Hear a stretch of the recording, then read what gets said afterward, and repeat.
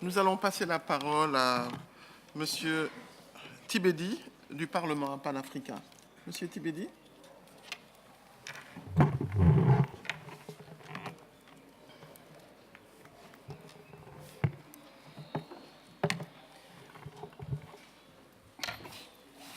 Thank you very much. Thank you very much, Madam Chairperson.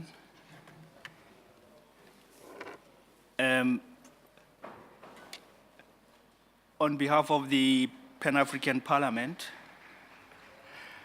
I would also want to apologize for having been called twice. I'm informed. I took an advantage of yesterday's announcement that we will start with what was left over from yesterday. So, unfortunately, my calculations were not right. But on behalf of the Pan-African Parliament, Madam Chair, and honorable colleagues, let me table this report or statement which arise as a result of a process which took pains to try and analyze our situation as a continent. Africa, through an inclusive process led by the head of states and African Ministerial Council on Water, set 9 targets that underscores challenges that Africa needs to address. The first one will be to develop and implement sanitation and water plans to bring back on track the neglected areas, including post-conflict countries, informal settlement and slums, rural communities and small towns by 2015. Secondly, develop youth and water strategy by 2012 and to ensure that AMCO gender strategy is implemented in all countries by 2015.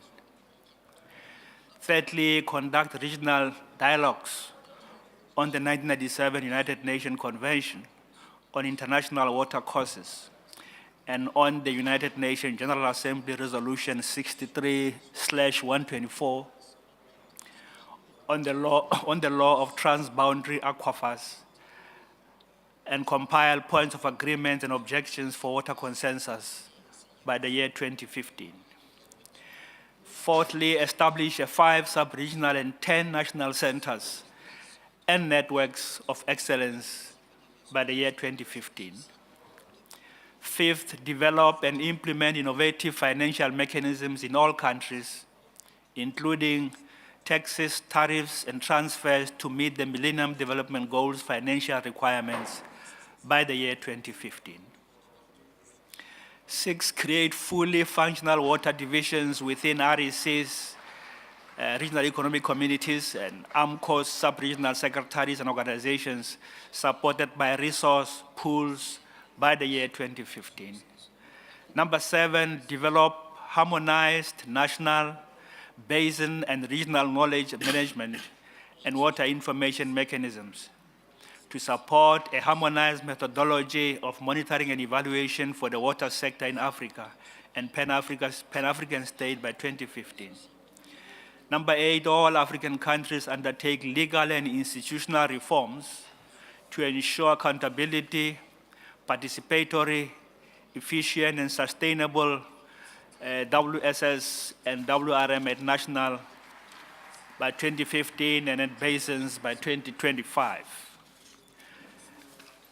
And number 9, integrate water security and climate resilience into countries' national development plans and African water sector representations in the negotiations on climate change, starting by COP18 to ensure access to incremental funding by 2015. Madam Chairperson, indeed, water remains one of the principal indicators in the development of societies, and as a resource, it plays a critical role in achieving development, peace, and security, especially within the African continent. Africa indeed faces challenges in providing enough safe water for its population and is far from achieving the Millennium Development Goals on safe water and sustainable access to basic sanitation targets. Global trends such as population growth, and rising economic prosperity are expected to increase demand for energy, food, and water, which will compromise the sustainable use of natural resources and may lead to hamper management and agreement on shared natural resources, and especially transboundary waters, are real concerns for political and social stability. The African continent needs to undertake careful management so that this invaluable resource could be used to extend basic water services to every citizen, whilst meeting the needs of economic growth without threatening the environmental integrity of water resources. It is under this background, Honorable Madam Chair, that the three committees of the Pan-African Parliament convened a preparatory meeting on the 6th World Water Forum with the theme, Water and Sustainable Development. How does Africa manage its natural resources? It is during this preparatory workshop, Madam Chair, that the following recommendations were made. We, members of the Pan-African Parliament Permanent Committee on Agriculture, Rural Economy, Natural Resources and Environment, and the Permanent Committee on Education, Culture, Tourism and Human Resources, and the Permanent Committee on Gender, Family, Youth and People with Disability, and other individual members of the Pan-African Committee and Permanent Committee on Transport, Industry, Communication, Energy, Science and Technology, and the Permanent Committee on Cooperation, International Relations and Conflict, having attended in Midrand from the 5th to the 6th of March 2012, the Pan-African Parliament preparatory meeting of this forum on the theme, Water and Sustainable Development. How does Africa manage its natural resources?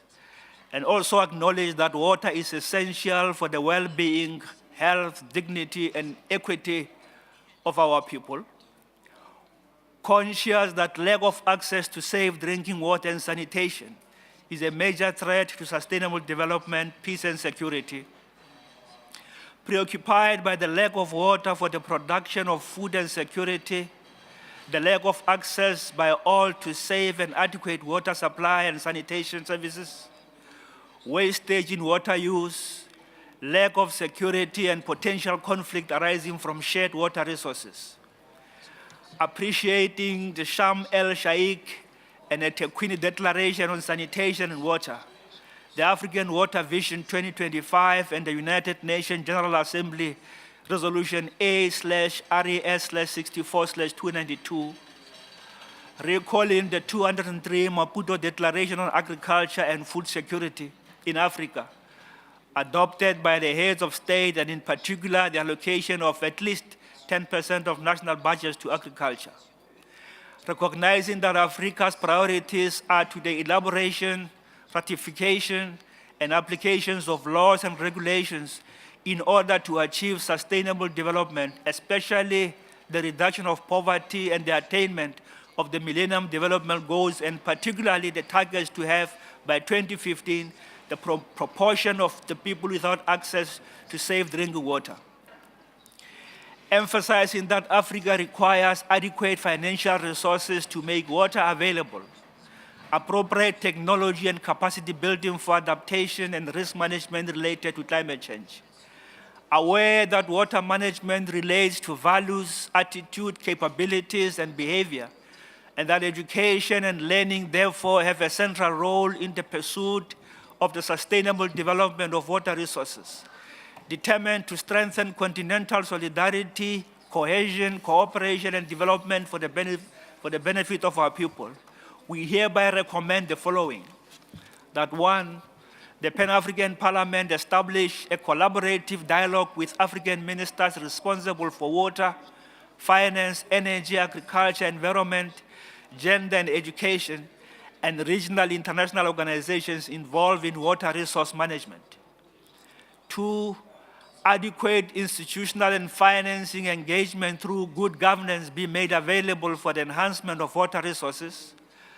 Three, the energy, water, and food security nexus approach be integrated into African laws, policies, and national plans.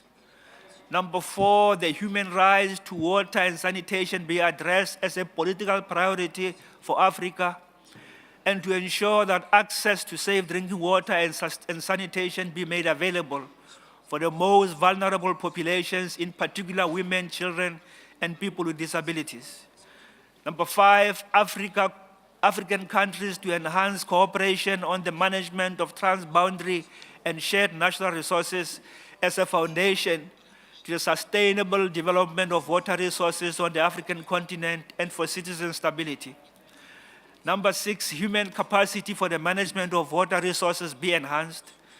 Number 7, education, science, data management, and appropriate technology contribute to the establishment and attainment of best water management goals. Therefore, all African countries should subscribe fully to the objectives and processes of the United Nations Decade of Education for Sustainable Development, and place the sustainable development of water and other natural resources at the heart of the education, development, and reforms in Africa. Number 8, that member states demonstrate commitment to the promotion and implementation of policies that target best practices in the management of water resources. And lastly, that Africa promotes green economy and sustainable agricultural, industrial, urban, rural development that is water resource efficient and friendly to nature. Just to make it close a remark by saying that these were recommendations adopted by the 3 most important committees of the Pan-African Parliament, which with the intention of making this contribution to these important forums. And we hope that the forum will note these recommendations, engage on these recommendations, and so that this recommendation can contribute towards the way forward for this forum. I thank you.